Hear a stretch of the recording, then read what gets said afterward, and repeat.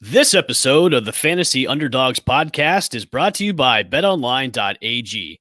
If you're into sports betting, BetOnline is where you should go to win money today. Whether it's live bets during games or futures for who you think will win the championship, BetOnline has the latest odds, news, and information for all your online sports betting needs.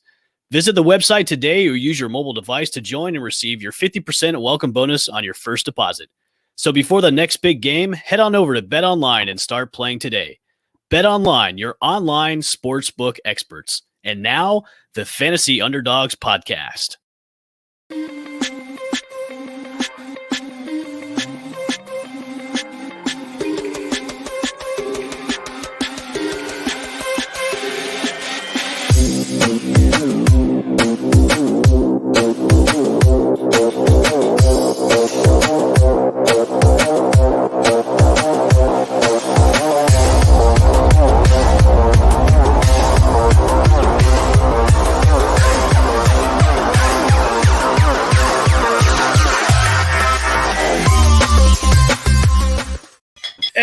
Welcome, everybody, to the Fantasy Underdogs podcast. I am Evan, a.k.a. El Bushman. Fantasy Underdogs podcast presented to you by the Believe Podcast Network and also betonline.ag. Make sure you go to get your 50% welcome bonus when you sign up today. What is going on, guys and girls? It is our first show. Kaylee, Sporty, Jordy, and Mr. Chip Settle. What is going on? Football is back in the brain. Time to get going. God. There's a game tomorrow, a real game. I mean, it's not. I don't want to say a real game because it's not a real game, but it's a game. It's a game. Yes. It's a game. I will take anything. I will happily sit and watch the Cowboys at this point. Correct. We've got a jam-packed, super-duper episode 1 Hall of Fame game is tomorrow. The Dallas Cowboys, versus the Pittsburgh Steelers. Ben Roethlisberger coming into camp slimmed down, looking like he's 28 instead of 38 or a drunk Santa anymore. He looks fit. He looks trim. Let's know if he's going to come back for 2022 or not, but he's back in the building. Dak Prescott is allegedly back. He's still kind of on the mend from his injury last season, so we'll see how that goes. Probably not going to be playing tomorrow, but football is back, baby. We've got that to go into. What is going on with the Indianapolis Colts? They're losing Carson Wentz. They're losing Quentin Nelson because they're stepping on the same pebble on the field. I don't know what's going on with them. And then, of course, we're going to wrap up the show with some fantasy football stuff because it is draft season. And we all play for yes. Yeah. We all love to think we draft well, and then when it comes halfway through the season, we just want to throw our phone across the room because we drafted a shitty team. Yep. And we just want to quit because all of our money's down the drain because we're not going to make the playoffs. So That sounds oddly personal, but it does. It very much does. It happened once, maybe once or twice, but Okay. I never quit. I go to the end of the season. You shouldn't quit in leagues. That's not, not fun for I anybody. didn't say I quit. I just say I throw my phone across the room and then damage some of my laptops because I put down the drain. Okay. So Okay. Gotcha. I'm just saying, we give advice, but sometimes I don't hear by my own advice when I go into fantasy drafts. So it's all, it's all good. So anyways, so we got the Hall of Fame game tomorrow. Football's officially back. I wanted to get your guys' thoughts about what some impact players, the rookies that we're probably going to see tomorrow. Who is some of these players that you're looking at that hopefully are going to make a big impact this coming season? Let's start off with the Pittsburgh Steelers. I know they drafted Najee Harris, get that fill in for the running back position, but what other Pittsburgh Steelers are we looking at that could make an impact this season? I'm going to be super honest. Someone I don't know because it seems like Mason Rudolph is their guaranteed QB2 for right now. But if Dwayne Haskins steps on the field tomorrow. The matchup. He's going to. He's definitely going to, they said. That is someone I am very excited to see. I feel like him and Mike Tomlin could work very well together, and it could give him a chance to potentially revamp his career. And that is something I would definitely love to see.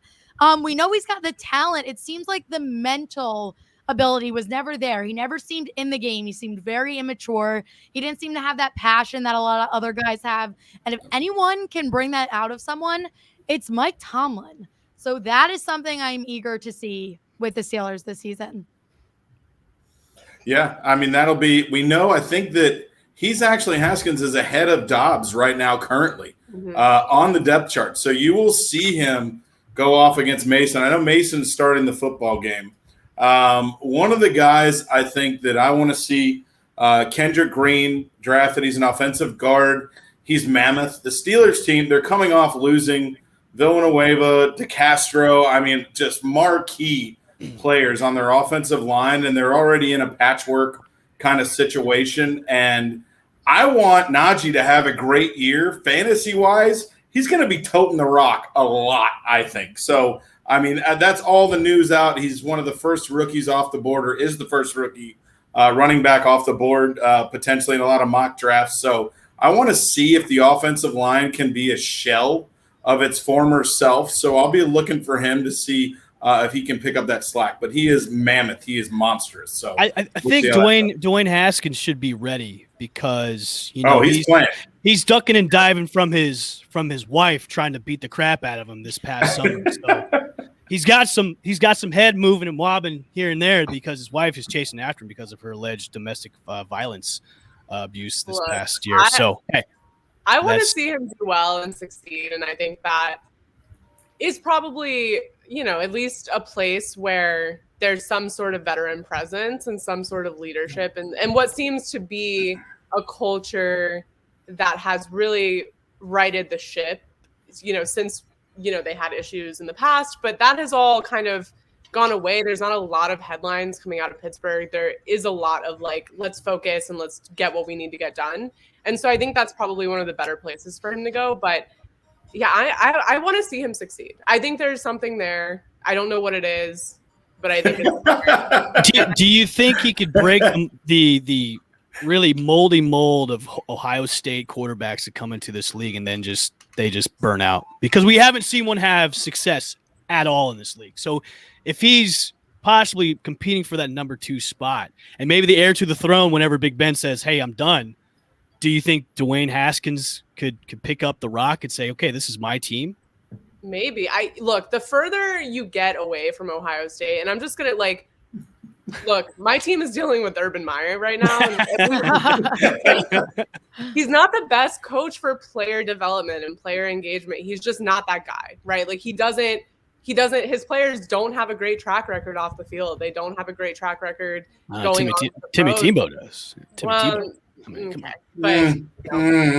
really. And so it is just, it's one of those things where I think if he can get that mentality out of his head, I think he will be really successful. But I think you're right. He was very immature. He went to a team that didn't have a lot of structure. They were dealing with a lot of new pieces, a lot of new front office coaching players. And so it was very young and they're fun and exciting to watch, but it's not a great place to develop really immature quarterbacks or players. So I think this is a much better system for him to be in. I think Mike Tomlin is just the guy to be like, hey, here's how things are done. If you don't like it, bye. And so I think that is going to be a wake-up call for him. But I don't know. I mean, there's not a lot about him coming out. So I feel very confident that he's at least having some sort of wake-up call or reality check. Super fast, early bird, way too fast retirement. Is this it for Big Ben in Pittsburgh? Yes or no? Real quick, Kaylee. Yes. Yes. Yes. Wow, okay. I like that. All right, moving on to the Dallas Cowboys. Dak Prescott going down last year with a horrific leg injury. Then the Cowboys were just mediocre at best with the Red Rifle at the helm and a couple other guys. The Cowboys they should have won the division because the NFC least is like the worst division in all of NFL. Yes, Jordan, I said that. Yeah, I said that. Yes. But now they got Dak back. They paid him his money. Is Dak gonna, bring the Cowboys to the promised land and win the NFC least and head to the playoffs and hopefully have some success in the playoffs because he's like 1-2 in the playoffs, I think. So, is Dak coming back? Is he going to be full healthy? Is the Cowboys going to be the top dog in the NFC East? I'm sorry, God, I keep saying that. I think this is not a Dak question. This is a Cowboys defense question. So they did a whole revamp, retool, reshuffle, brought Dan Quinn over from the Falcons. Thank God. And, that'll be something that we'll see because Dak was on a torrid pace. I mean, he was lighting up offenses before he got injured. So I don't think this is as much as an offensive question for the Cowboys. I think it's definitely a defensive question. Yeah, I agree. And as much, I mean, they're my number one rival on this planet. So as much as I degrade them, you have to give credit where credit is due. And Dak is incredible. And he was the one thing kind of holding them together. We watched him against the Browns. We watched that offense put up 40 points and still lose. So the question isn't if Dak is the problem. We watched them crumble without him. I do think with the way it was looking, they easily would have taken the division last year if Dak could have stayed healthy. The question is with his shoulder now, everyone's saying this kind of makes sense just because he wasn't using his upper body. He was doing a lot of the rehab on his lower body. So for him to have the minor shoulder injury now, it really shouldn't be that big of a deal. They seem to be resting him. He's doing everything he needs to do. The problem with the Cowboys, I think with the revamped defense, with Dak coming back, I think it's going to take them a couple weeks to get into a groove. So I think things are going to be shaky. And as much as I hate to admit it, though, I do think by the end of the season, they are going to be on the come up. But I don't know if 2021 is their year. I think this year is still going to be a little shaky. I think it's more 2022. They would scare me more. It seems like every Cowboys fan. Oh, it's not this year. It's next year. It's not. It's not this year. It's not next year. Cowboys fan? These are extenuating circumstances, and she's not a Cowboys fan. I know that. I didn't say she was. I'm just saying that sounds like every Cowboys fan, though. Well, I think it's a lot of fan bases, but I think these are extenuating circumstances. Yeah. Obviously, when there's that gruesome of an injury, it's going to take a while. And I think you're right. Like, he's not going to jump back in and be the Dak Prescott of 2 seasons ago, right? Like, that's just not going to happen. But luckily, what they do have is depth in that position that they've been developing since last year, right? Like, I love Gary Gilbert with all of my heart, soul, and mind. Ben DiNucci is also a guy who was there and played last season, right, when Dak went down. So I think they've got these two guys that know the system, have been working with the coaching staff. They are more game ready to see action and to take on that load when needed than they were last year. So I think in terms of the NFC East, though, I think it is very much probably up in the air again. I don't want to say that it's not up in the air, but I do think that when you look at all of the other teams, there has been some development, right? Like the Eagles, sorry, maybe not. It's okay. It's okay. No, I know.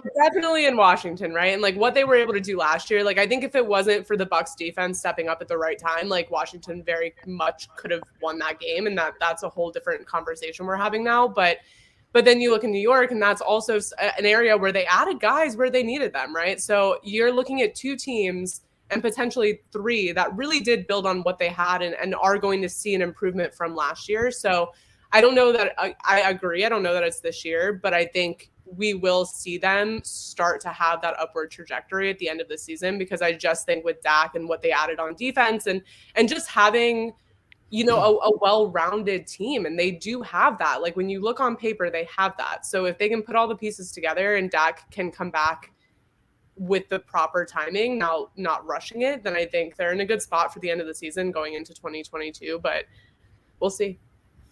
Rookies. Micah Parsons. Evan, I'm sorry, I didn't mean to jump in there, but that's one guy I definitely want to watch. The Hall of Fame game tomorrow night. Is he going to be worth that first-round pick? Is he going to be able to play like he did at Penn State and just be a one-man wrecking crew? Really excited to watch him and see a couple of other defensive rookies they have too. So we're going to be fortunate in the next couple of weeks to kind of get an inside view of the Dallas Cowboys because they are the team for Hard Knocks this year. Yes. Which I probably won't tune in because I hate the Dallas Cowboys so much. I'm salty that it wasn't us. So I'm surprised it wasn't you guys. They have that they have that new head coach unwritten rule where you can't have a new head coach, and it's super fucking stupid. I mean, you got the number 1 pick. You got Timmy Tebow on the team with Urban Meyer, and that's just TV gold right there, especially for HBO Max. Over there. No, that'll send your ratings through the roof if you got all those guys together. Dude, I would not want Hard Knocks in Jacksonville right now. Let Urban kind of get acclimated, and Kaylee, we're already wondering, no college coach has really had – Pete Carroll's the only one I can think of really that has transferred, come back, stayed, and really kind of been able to – Jimmy Johnson, yeah. but not many. I mean, it's not going to happen. I'm just going to put that out there. Like, I have no faith in that happening at all. So the odds are not in his favor to do really well. So no, not at all. We'll see. Are you guys going to watch Hard Knocks? I will. I will just for the fact of football. I probably will, just because when I interned at NFL Films, I worked on Hard Knocks, so like I have this love for it, but I'm not gonna enjoy it as much as I normally would. I will put that out there. I love the fact. I love whoever. I know who does the voiceover narration. It's actor Liev Schreiber. Like that, he's got the voice that's like a cut silk. Perfect. Yeah. It's especially and the music that they put behind it. Like his narration gives me chills whenever I watch that show. But I think I might boycott it this year because it is the Dallas Cowboys. But no, it's gonna be really painful. I will admit that. Hey, Kaylee, I want to ask you: any chance if Tebow makes the Jags? He won't. Why are we going here? I just hold on. It's just a simple question. I want to ask: if he scores a touchdown, will he do the Tebow? Probably. Are you over 50%? If he does it, if he scores a touchdown, I mean, I'm not 50% on him making the team or scoring a touchdown. Like I think those are well below 50%. But I think if he scores the touchdown in a game that matters, then it's probably 100% that he's going to do it. Like, come on. I would agree. It'll set Twitter ablaze. I can't. Look, I've already seen he called a touchdown in practice. Oh, did he? It's already all over my Twitter. Everyone's freaking out. He's nothing if not a brand manager. Like, forget game manager, brand manager. Like, that's his whole thing now. That's the reason he's back on the field. Like, if we're being honest, like, what did he have going on? The well is running a little dry. You got to pump money into that foundation. So there you go, back on the field. I just wanted to ask. It was a question I had in my mind for a couple of weeks. We haven't talked, and Timmy Tebow's doing his thing down in Jacksonville with training camp. I just want to know if he does score a touchdown, he does the old Tebow. If he scores a touchdown in a game, check on me. Okay. It'll. I mean, I just want to see the reaction on the Twitterverse. Like, oh my god, he's doing the Tebow. Honestly, nothing would make me more nauseous than to watch Tim Tebow score a touchdown in a regular season game in a Jaguars uniform, and then go run back to the sidelines and high five Urban Meyer, our head coach. Oh god! High fives! That's the last thing I've ever want. Like if you told me that 2 years ago, that would be our future, I would literally cry. I would break into tears on the spot. So Slap hands.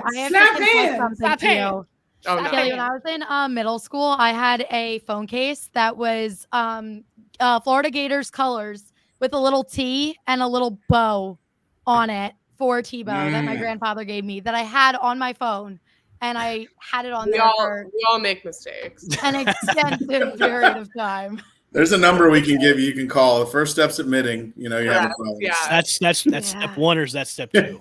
It's okay. One time I had this nanny growing up who, like, in the summer would take us to, like, our parents would, like, give her money and she would take us to the water park or take us wherever.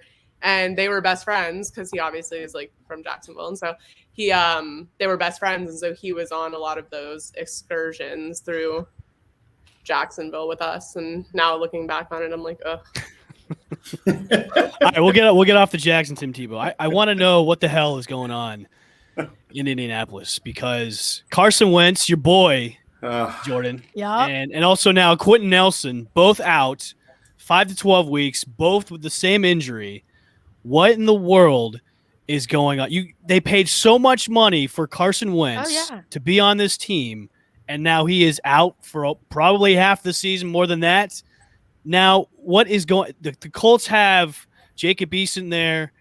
They've got Skinny Magoo, who's another backup. I'm just naming off names right now. Jacob Eason is their backup right now. Is there a chance? I know Philip Rivers tweeted out the other day he's ready to go. Hilarious. I would love to see Old Man River come back. No. Yes, right the ship. Bring back the first time. No, he didn't. Went to the playoffs. Good shape.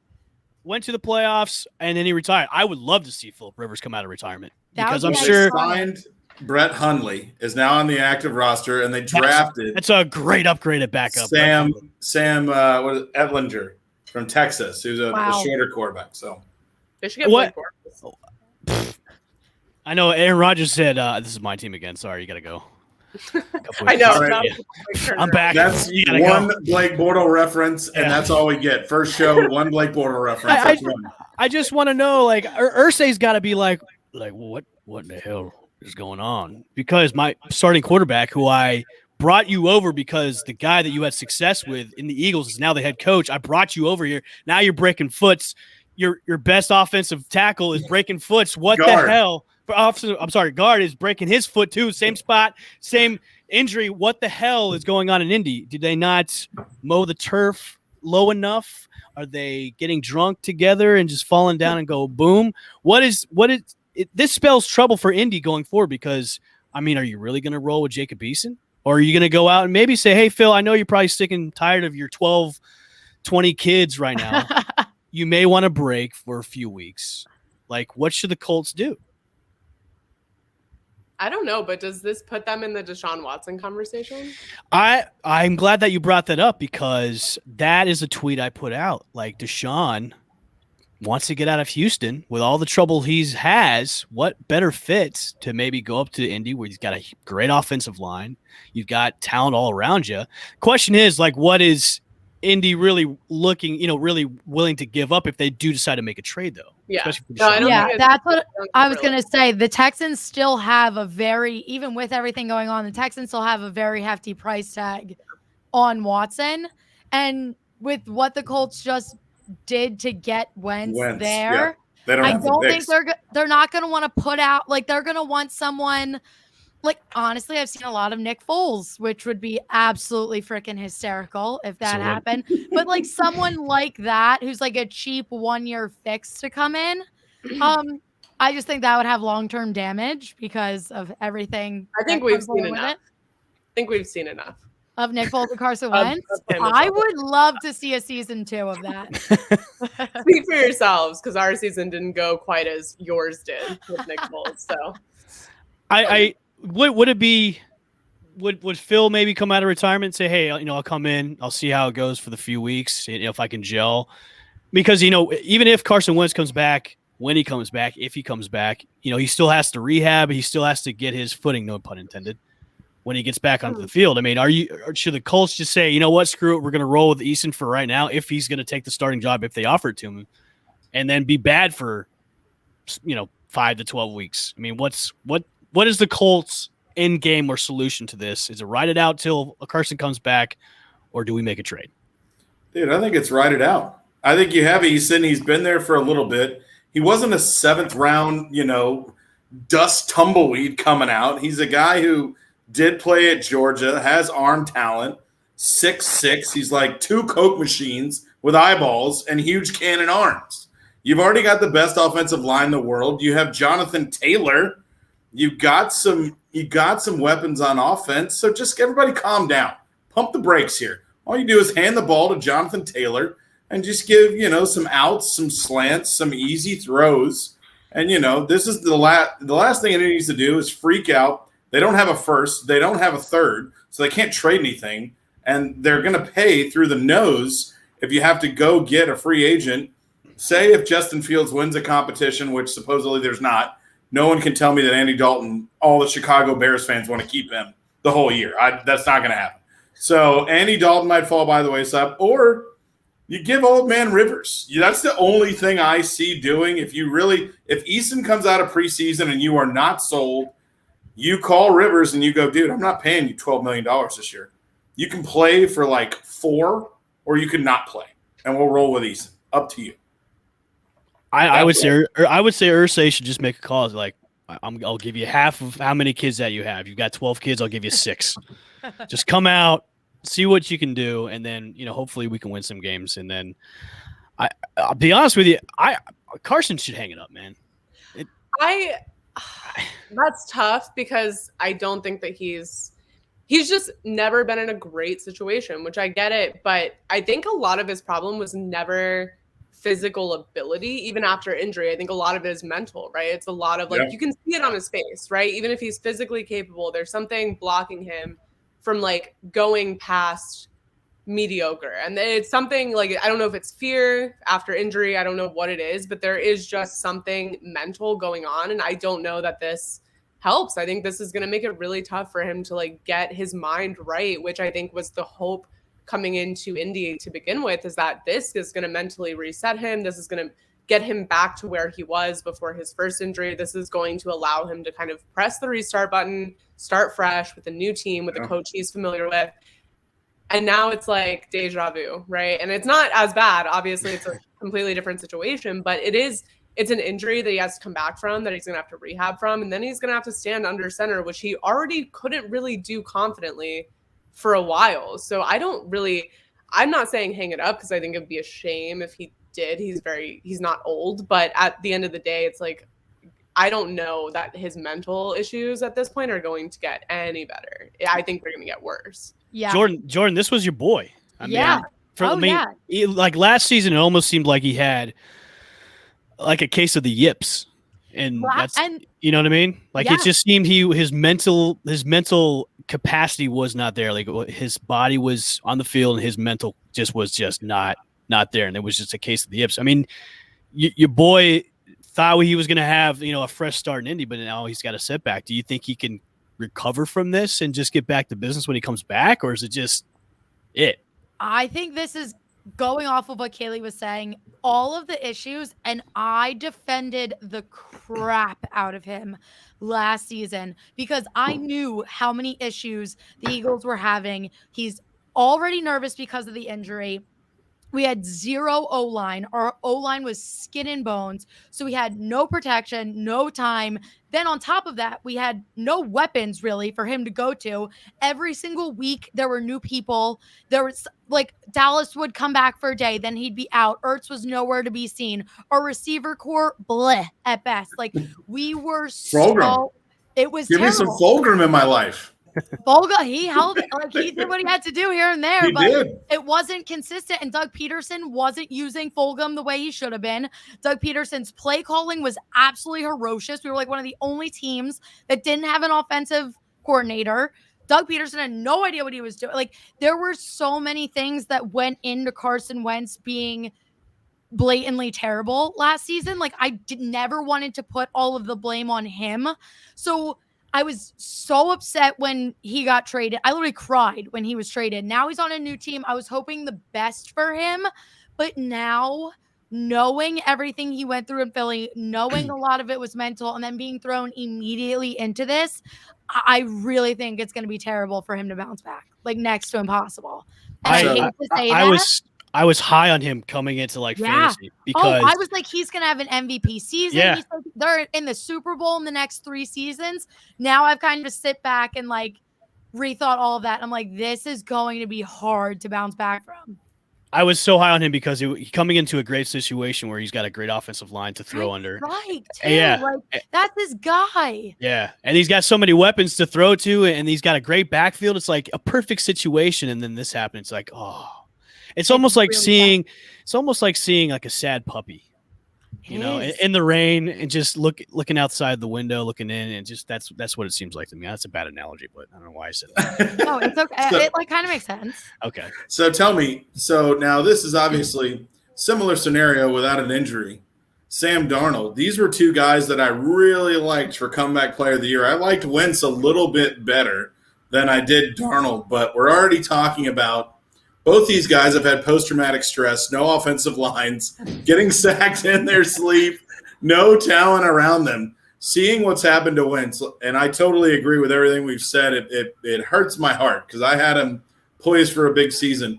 Mm-hmm. Have we heard anything about Sam Darnold? And I mean, camp has obviously just started really, but did anybody hear anything good, bad, and different? Or what's the take on Sam Darnold? Because he's right next to Wentz, obviously, as far as being creamed for his, first contract and getting a chance to start new. So far, it's been kind of quiet. I think the focus is on how Christian McCaffrey's coming back. Yeah. He's going to be 100% because I haven't really heard anything about Darnold at all. It's more like, okay, McCaffrey's back. He's at full strength. He's going to be back to normal. He's the number 1 pick in all fantasy football. Like, other than that, Sam Darnold has been kind of like a fart in the wind. You haven't really heard anything.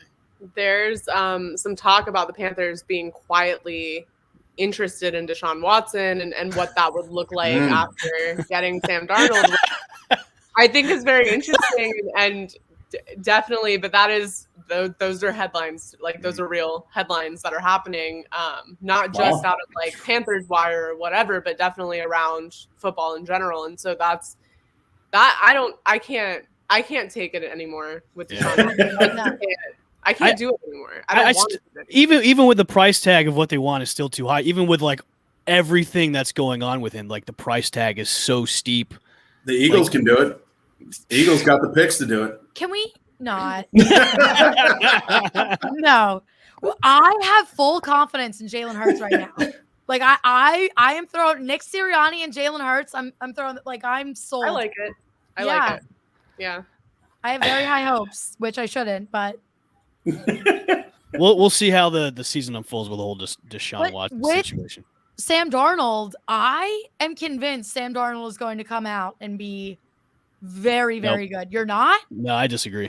Really? Yeah. I think he's going to be great. I think it's hard to be great in that system as it stands right now. I think they have another couple years before they really like get into what they can do. Okay. Do you think we will see a dramatic jump from what we saw? Absolutely. Because Thank you. Adam Gase? Like, what is the most incompetent person in the NFL? Player, coach, front office, don't care. The most incompetent That's Adam person Gase. in the NFL. So, yeah, I think there's going to be a huge difference. I disagree. I don't think there's going to be a dramatic jump. You might see a little bit better. Now, obviously, confidence level, yeah, but I don't skill set, maybe. I mean, they've got tools around him. They've definitely got more talent than what he had up in New York, but I just don't see it. I don't see a definite like huge improvement with him. Okay. I mean, we'll see. I mean, he's playing in one of the toughest divisions. That's true. He's probably playing in one of the most unfigured out divisions besides Tampa, because really, at the end of the day, everybody else is resetting. The Falcons are resetting. Carolina's resetting. They changed quarterbacks. New Orleans is definitely resetting. They don't even know who their quarterback is yet. Yeah. So he's getting manhandled by tackling dummies, man. Come on. Well, yeah. So I mean, I think if anything, you could see Buccaneers Panthers, or you could see Buccaneers Falcons, or you could see Buccaneers Saints. I mean, really, Tampa's going to be the team to chase all year. So NFC South is probably one of the divisions for second place. You could flip a coin. I think the winner is the Bucs, but second place, who knows? And happy belated birthday to Sir Thomas Brady, who turned 44 yesterday. 100 now. Oh, yeah. 200 years old yesterday. Looks pretty good. Yeah. So let's get into fantasy. We've got, I know Chip and I, you and I have been like mock drafting like crazy in the sleeper app. Ladies, have you guys been doing any mock drafts at all? Done a couple. Okay. Not a thing. I'm winging it on draft day. We all saw that last year at the FanStream Sports. Hey, draft. First of all, I drafted well. I did not manage well. Who was your first pick? Who was my first pick? I don't know. Wasn't your first pick Gardner Minshew? No. Go! No. He was like my 5th round pick or whatever. Are you sure? Yeah, he was not my first pick. She would not do that first. No. That would not. They had that. That was the promotion with the beer, is that if you took him in the first round. I didn't take him in the first round though. But I remember that. Yeah. Like my biggest issue is not drafting, because I always draft well. It is managing the team afterwards. Like, well, your co-manager wasn't too helpful. So. Well, that's correct. Yeah. I mean, that's true. We won't get into that situation. That's true. So let's go into, draft strategies. We all have different ways that we draft. Even if you're in a different type of scoring league, if it's PPR, if it's standard, if it's half point, full point, if you're in a dynasty league, or if you're in a league that's a super flex, going into your drafts, what is your draft strategy? Do you draft running backs first, wide receivers? Do you just kind of go all out and say, screw it, I'm going to take a quarterback first? What are your keys to success to make a draft like your a successful draft going to this year? So normally I go with, now it depends on where I'm at, but I go within the first 3 rounds. I want 2 running backs and an elite receiver. Okay. That's always my go. No matter the order, usually I take a running back first.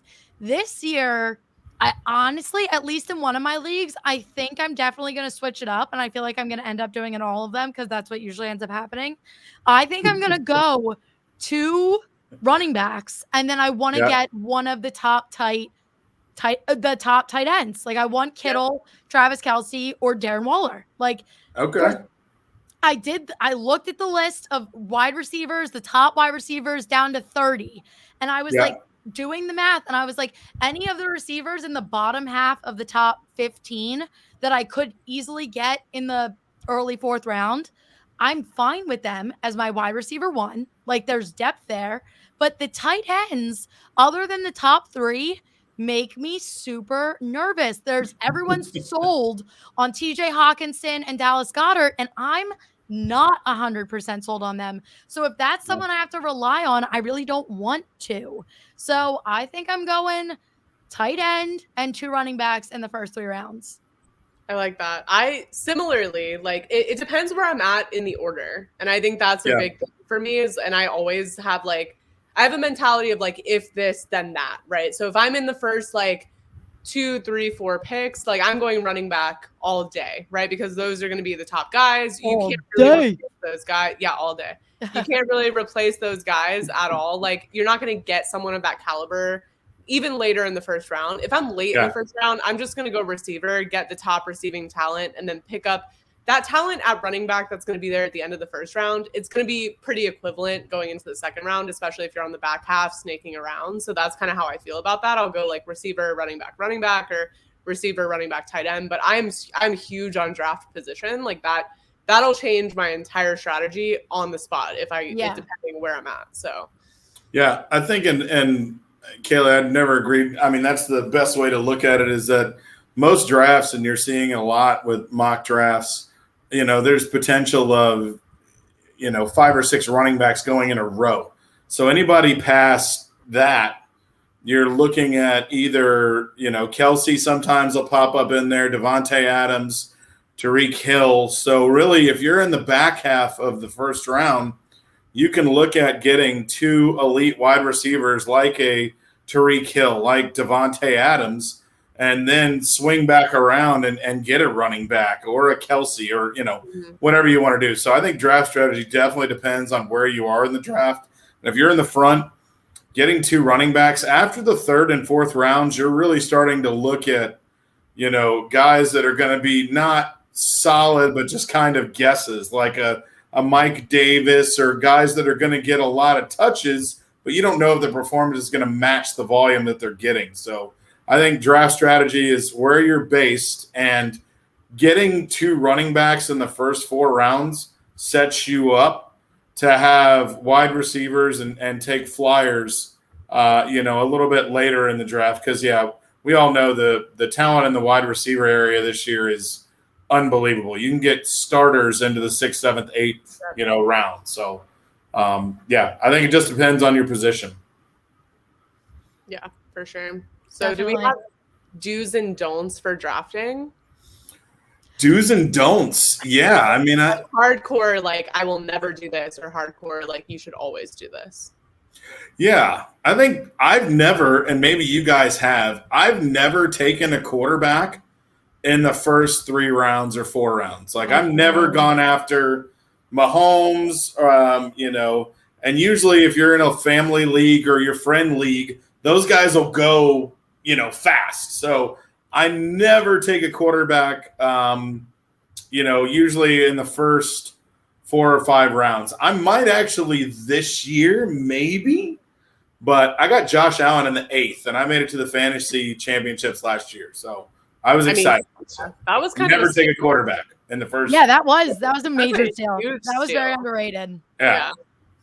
No, I did that, and it was in my family league. It wasn't last year; it was the year before.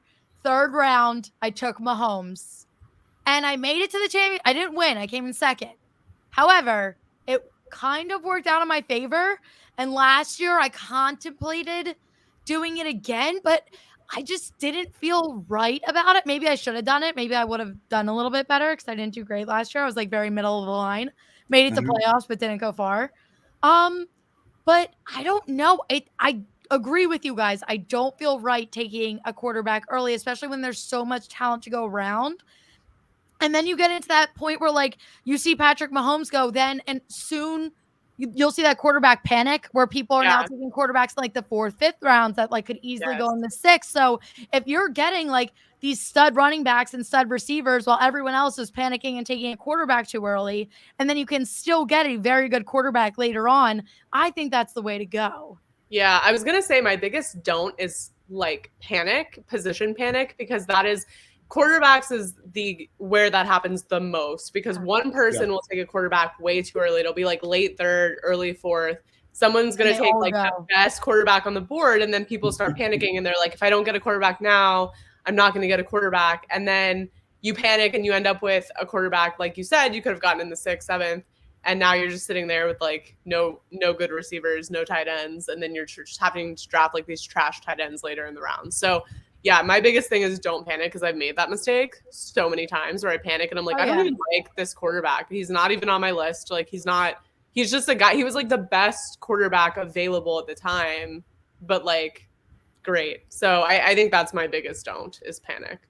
Yeah, and I'm so guilty of that. I definitely, especially tight ends for me. That always gets me. I think one of the things that I've done, and I've done more consistently over the past couple of years, I sometimes find that you can stream defenses week to week. Because of matchups, you can actually, instead of drafting a defense, you can take a flyer on an extra player or a younger guy. Say the Jets drafted Michael Carter from North Carolina. I think that's his last name. And they have Tevin Coleman. And you think that, the rookie could be pushing for play time, or maybe he starts the season. Who knows? But in a situation where you have like a Melvin Gordon and a Javonte Williams from North Carolina opposite, you can take a rookie running back who maybe further down the draft board, you don't know is going to get carries in the front later in the draft, instead of taking defense in the 10th or 11th or 12th round or whatever that might be. So I kind of like streaming defenses, because you can look at the schedule and kind of read, okay, they're playing the Jets. We know they're awful. Holy crap, week 2. Oh, gosh, I can pick up the Redskins defense. Holy cow, that's a no-brainer against the Jets. So I think do stream defenses if you can. Don't give a roster spot to something that you can grab week in and week out and kind of rotate through.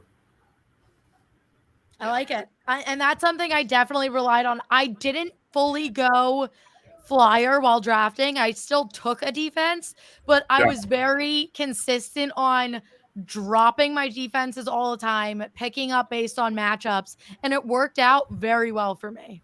Yeah. It's a move. We were streaming, Evan, just to bring you up to speed, we were talking about do's and don'ts, and we talked about streaming a defense I've done in the past couple of years, and Jordy was just saying it worked for her. Yeah. Not taking a flyer maybe on a draft spot when you get to the lower rounds and grabbing a guy who might be a rookie or could take over a starter's job later in the year. What do you think as far as streaming defenses?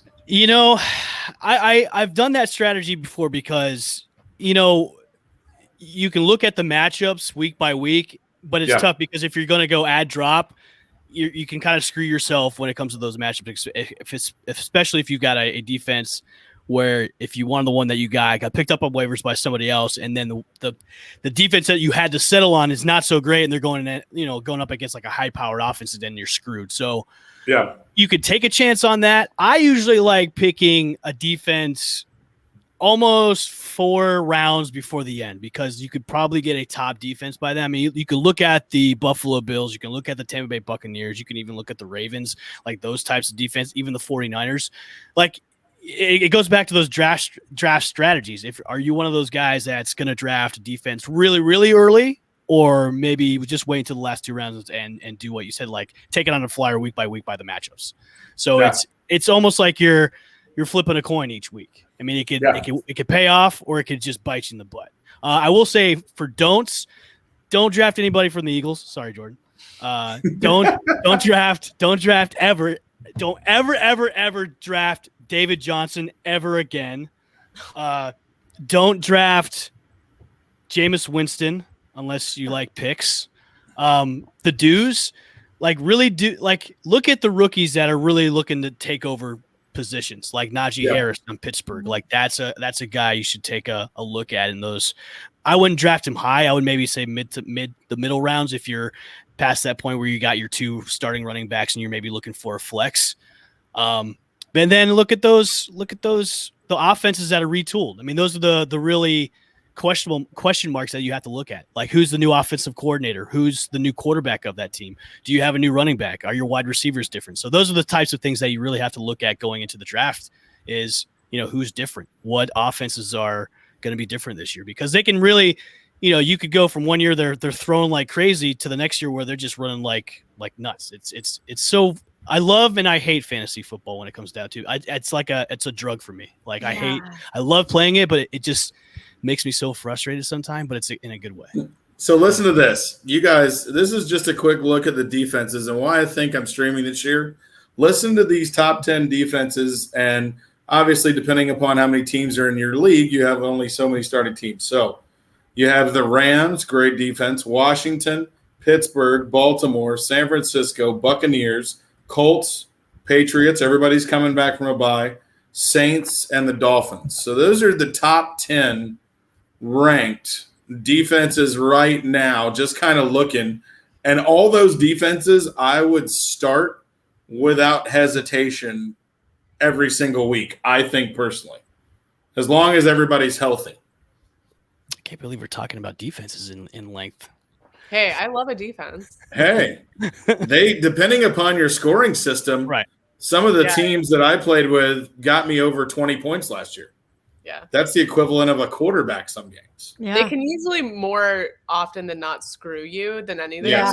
When they show up, get me. Yeah, like when they show up and have a huge defensive game, like that matters, right? Like it's just everything. Like the Browns Steelers game, like if you had going into that game, you have the Browns, like that is. I'll have another drink, please. Thank you. Right, like that is a wild thing. So like defenses can make or break, but yeah, I love a defense. Yeah. Is there any advice that you three could give like a first timer, like never played fantasy before, jumping into it? Any advice? I would say just go running backs as often as you can, because that's always my problem is I get so caught up in names and like I'll be like, oh, this is a great receiver, and I get or tight ends or quarterbacks, like, and then I don't have enough running backs, and that's really, especially if you're new, that's what you really should be relying on. Another thing is handcuffing, especially, I know, Evan, this is totally contradicting you, but the one year I drafted Miles Sanders, and this was just like, I also drafted Boston Scott, and it was perfect because that was the year Miles Sanders was in and out, and if Sanders wasn't in, we were relying heavily on Scott. So it was like I was never missing my RB1, and it was perfect. It got me through. Yeah, I learned the hard way about drafting Miles Sanders, and no, I did not pick up his handcuff because after you should have. I didn't know because I didn't trust any Eagle running back after that. I was like, no, I will not pick you up on waivers. I won't give you a time of day. I hate you. I hate your team. No offense, and I hate your offensive scheme. No, I hate your team too, so it's fine. Well, that's fine. That's okay. You guys just happen to be champions, so you got a little more bragging room. I get it. It's fine.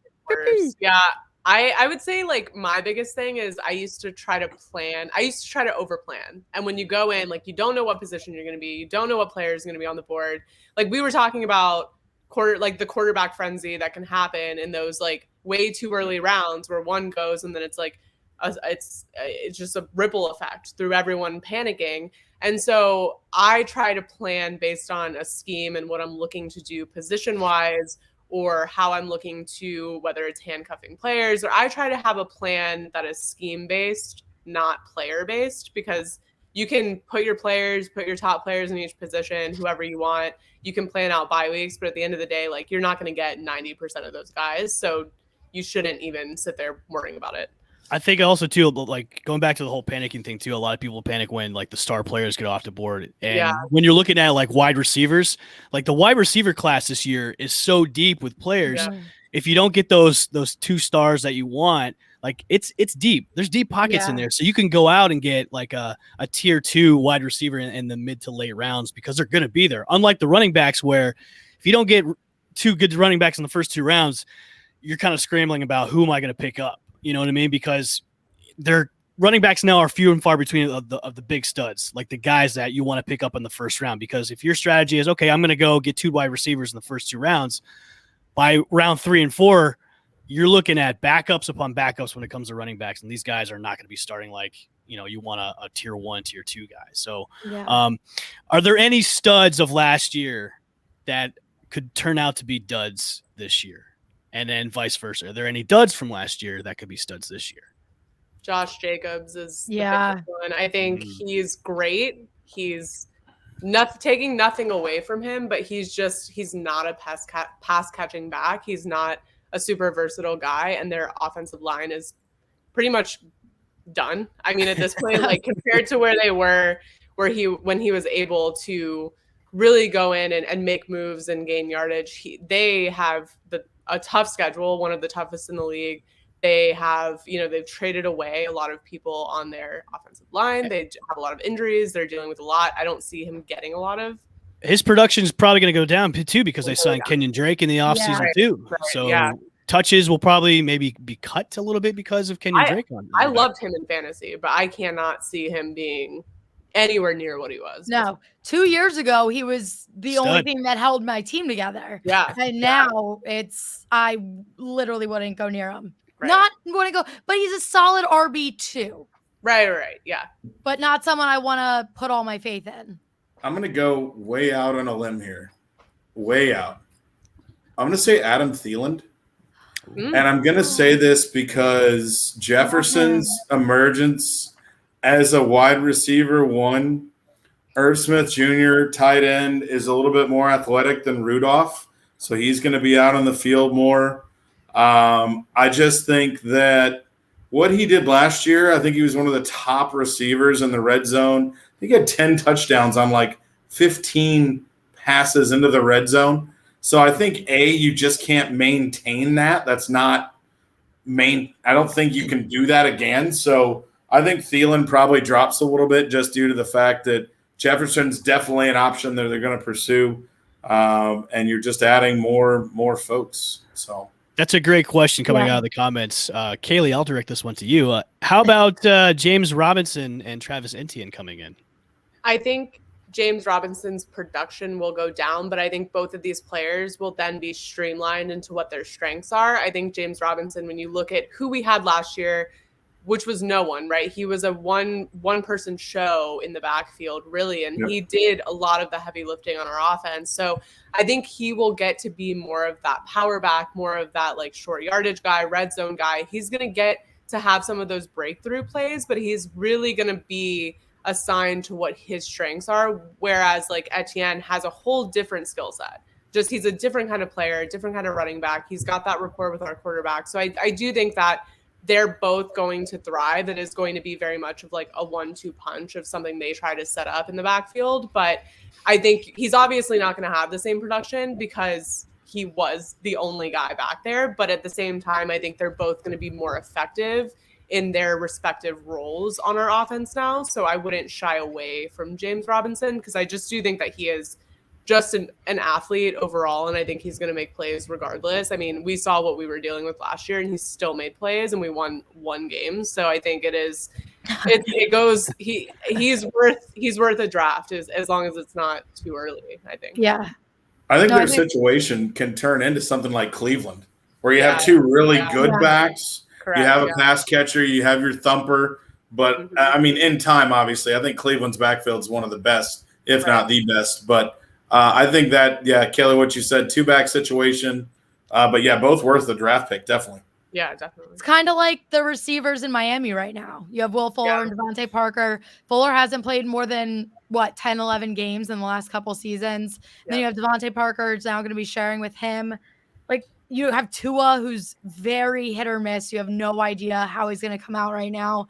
And those are guys that, like, they're bigger, not bigger name guys, but they're guys you feel like you should draft, but it's not someone that I would want to put my faith in. I would definitely not draft Fuller at all. I would keep him on the waiver because he's going to be suspended half the year anyways. Not half the year. I think 6 games for the PEDs last year, and then he's coming in. No, it rolls into this year. Oh God! And then, he's coming into a different system where he doesn't have Deshaun Watson throwing to him. Yeah. To his arm is not Deshaun Watson. So if you're drafting Fuller, make it like a last couple round pick or just wait for waivers and just see how he does. Yeah, I mean, if you want to stash him on the bench, do it, but I would definitely put somebody else in that bench spot and then wait until he comes back. There's too much depth to waste on him. Yeah. Exactly. Too much. There's too much in there right now where you could take a rookie wide receiver and plug him into that bench spot instead of just drafting Fuller. I wouldn't waste it on him. No way. Yeah. No. What about Parker? See, I don't know. Miami's offense is still up in the air for me because he makes me nervous. The whole offense makes me nervous. That's why Miami. And I love the Dolphins, but I like their backfield. Myles Gaskin did pretty good last year, and then Salman Ahmad did a great job too, being his backup. But it's just that the passing is just so up in the air with Tua. Yeah. I'd be so scared. Maybe Devontae Parker, but I'm so sketchy on it. I wouldn't even. Yeah, I wouldn't even do it. I would run to one of the best, I don't want to say best wide receiving core, but a problem fantasy, Pittsburgh Steelers wide receivers, Claypool, Deontay Johnson, Juju Smith-Schuster. Right now, all targets, further down the field targets went to Deontay Johnson, but you had Claypool had a great rookie season, had a lot of long distance catches, some great touchdowns. Juju's kind of on the down slope. So they're going to be teams where you get 2 or 3 wide receivers, guys you brought in, and you just have to go back and kind of look at their previous, body of work. How many times were they targeted? How many catches they get, et cetera, and just see. But I think for me, also clouded wide receiver room, Jacksonville, DJ Chark, Marvin Jones, you got who else, Kaylee? Yeah, you got another person there. So, and I think Chark, I think he's down to the bottom now. I think a core of guys that really nobody's really kind of talking about is the Bengals wide receiving core. You got Higgins, you've got Tyler Boyd, you've got Jamar Chase, who was just drafted this year.